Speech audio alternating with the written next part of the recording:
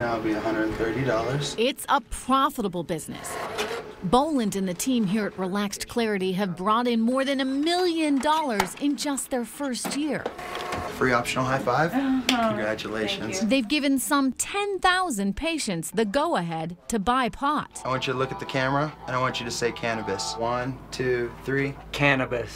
What happens once everybody gets their recommendation? What do you do then? Well, that's the beautiful thing about this program. From a business perspective, everybody renews every year, and they have to get the same reevaluation that they did initially. Oh, so you're going to have a steady clientele potentially for years. That's correct. It's just like getting a haircut. A month or so from now, you're going to need another one. Go make us proud, and we'll see you next year. Thank you. Okay? Critics call it medical excuse marijuana. Try the strawberry coffee. Yeah? And say it's just a cover for potheads looking for a license to get stoned. Some people say you're running a prescription mill. I would dispute that characterization. We examine every patient. We look at medical records when we can get them. I apply the same observation, the same rationale that I would in any decision that I would make medically.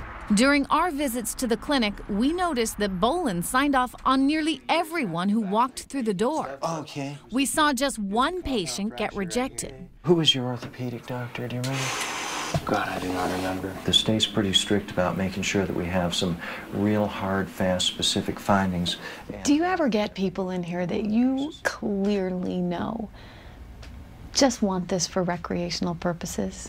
Yes, we do, and we deny those people. I should write a book one day about some of the things that I've seen. I mean, will they be that blatant? Will they say, you know, hey doc, I need a recommendation for this. Come on, just give it to me. Yes, there have been a few people that have come in saying that, or somebody who says I have back pain or my knees hurt, and then they make this aerobatic pirouette up onto the exam table. Do you have any other questions? Some may dismiss the legitimacy of medical marijuana, but patients like Scott Snuffer do not. He's been living with a rare blood disorder. Recent surgeries and infections related to the disease have left him with a distended abdomen and in severe pain. He wasn't satisfied with the prescriptions his doctors had to offer. What kind of pain pills were they giving you? Vicodin, OxyContin, morphine at one time I had liquid morphine that they had given me that was very strong but worked for like a half an hour and then it would wear off. So these weren't helping you with your pain? They weren't helping me. They weren't helping long term. I'd feel good for about an hour, then I'd start hurting again, and then when the 2 hours came, I was like, I gotta have more. I need some more. And I was starting to get scared that I was getting addicted, but I was also just scared because I was in pain 24/7. Not only would the relief wear off quickly, the drugs had intense side effects, including hallucinations. When that became unbearable, Snoffer decided to look for relief at the end of a pipe. Has it helped? It's helped greatly. And with the medical marijuana, you take a hit of it, and within anywhere from 10 seconds to 5 minutes, you're starting to feel, okay, I hurt, but I really don't care that I hurt. It's not that big of a deal. Snoffer now takes fewer pain pills, and he can do some things he couldn't do before, like cheering on his son Quentin. Quentin and his brother Easton say marijuana has helped their dad. Sorry.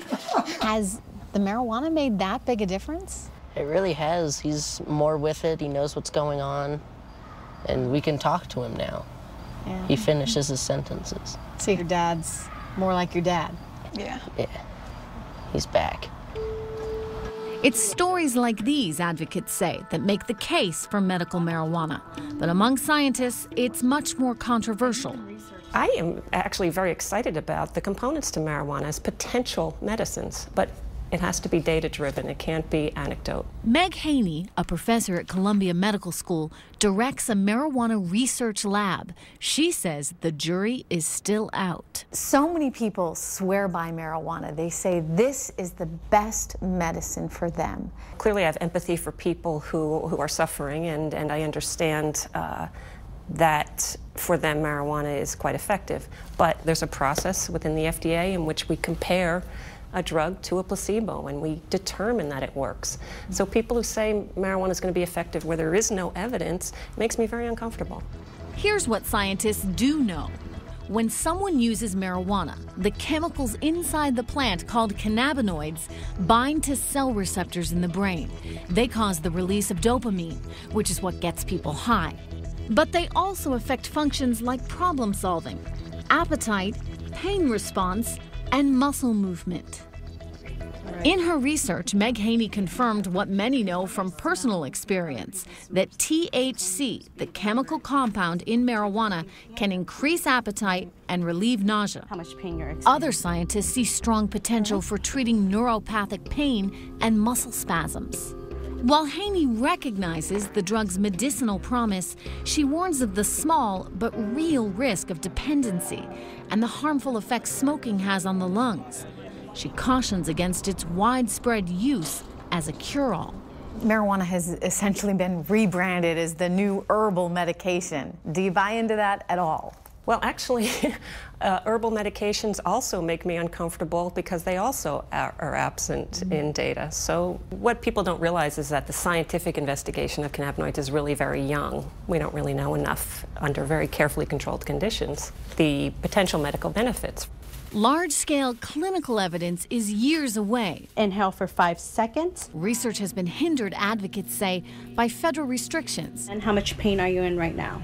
Breath here. In the meantime, Boland and the 1,200 or so physicians in Colorado recommending marijuana are in uncharted territory, caught between conflicting state and federal laws. All right, be safe now. You're in this real kind of no man's land where there's some regulation, but not a lot of regulation. And the medical community doesn't thoroughly recognize this. You're definitely walking a little bit of a tightrope and sailing between a lot of reefs by doing this, yes.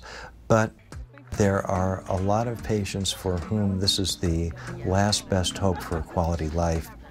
Whether medical marijuana is real or a ruse, it has taken root across the country. But some states are having no part of it. I look out west, and my fear is if we ever give up any ground, are we going to be battling that here in Kentucky? Are we going to be running gun battles over marijuana? A trek to Appalachia when Marijuana USA returns.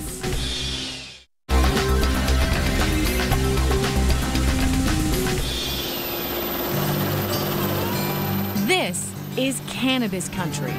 Down below, hidden in the wilderness of Kentucky's Appalachian Mountains, are gardens of marijuana worth at least $1 billion.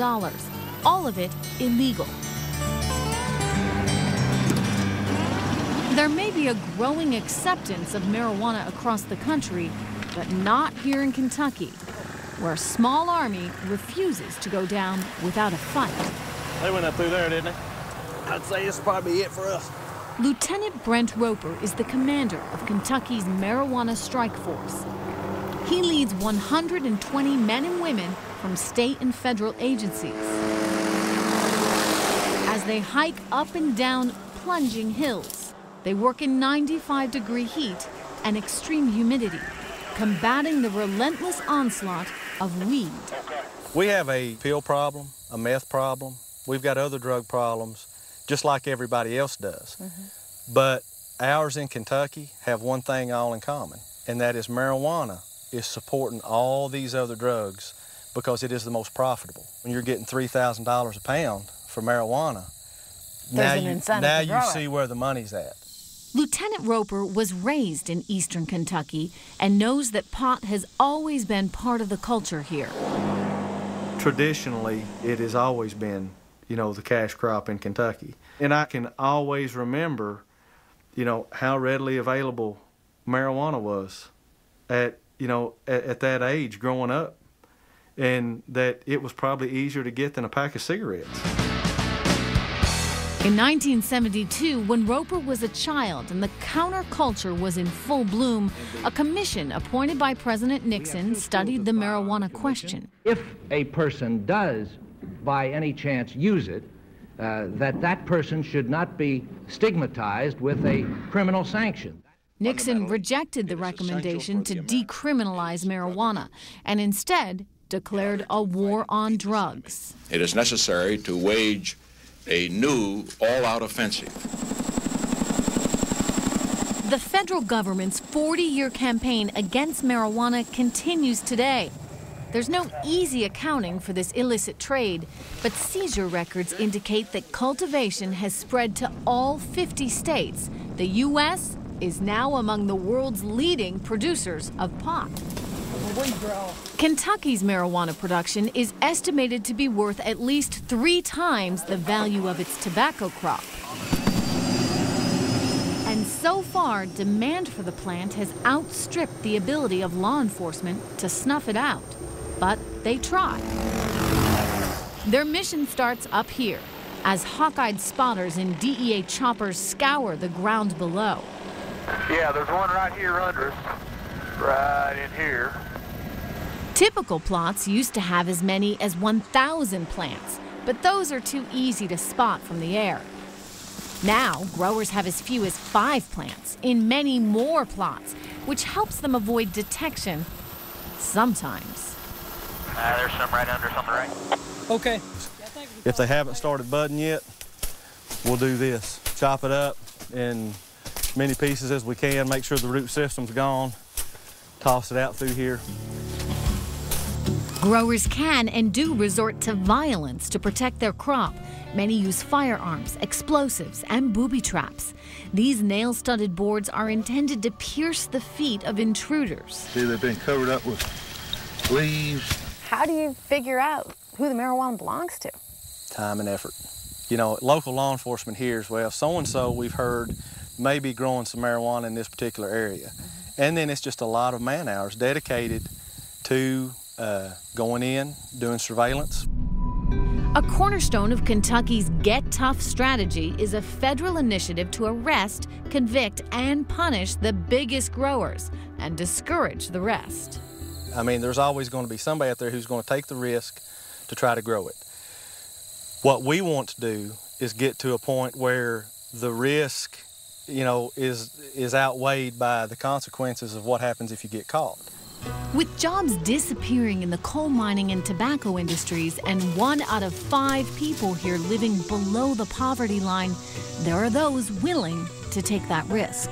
For John, who asked that we use only his first name, life hasn't been easy. There's just nothing. You can't make money on tobacco. You can't make money on anything. To get by, he raises goats and lives off his land, hardly the life of a drug kingpin. But in 2009, he was one of more than 600 marijuana growers arrested by Lieutenant Roper's team. They got me on the ground, and the one was standing on my head with an AR-15 automatic assault rifle pointed at my head. He was charged with cultivating 150 marijuana plants, a federal offense that carries a sentence of 5 to 40 years in prison, something he says he didn't consider when he threw down some marijuana seeds. All the factories are shutting down and moving, so if you want to make any type of a living at all, it's really the only way, and the demand is so incredible. He pled guilty to growing 30 plants. After 90 days in jail and a hefty fine, John says he'll never grow marijuana again. But there are others to take his place. Is it realistic to think that you ever get rid of marijuana completely in Kentucky? There's no way. So the Kentucky mission continues with no end in sight. In this steep and rugged terrain, some plots are virtually inaccessible. Clear on your left, sir. Clear the ropes. 10 Black Hawk helicopters transport 40 state troopers to rappel into the tiniest gardens in the most remote spots. Then right here some more. They burn through fuel and taxpayer money. $800 an hour, 8 hours a day. $1.4 million a year. How many plants is that? 7. It's now the end of the harvest season here in eastern Kentucky, and authorities are wrapping up their search and destroy campaign. They've actually confiscated less marijuana this year, but they say that's not a sign of failure, but rather proof that the state's zero tolerance policy actually works. How can it be a success if you're cutting fewer plants? You know, in the early 90s, if you're cutting 1 million plants, but you're only getting maybe 30% of it, you know, it's a start. Where we've progressed to in 2010 is we're cutting, you know, 250 to 300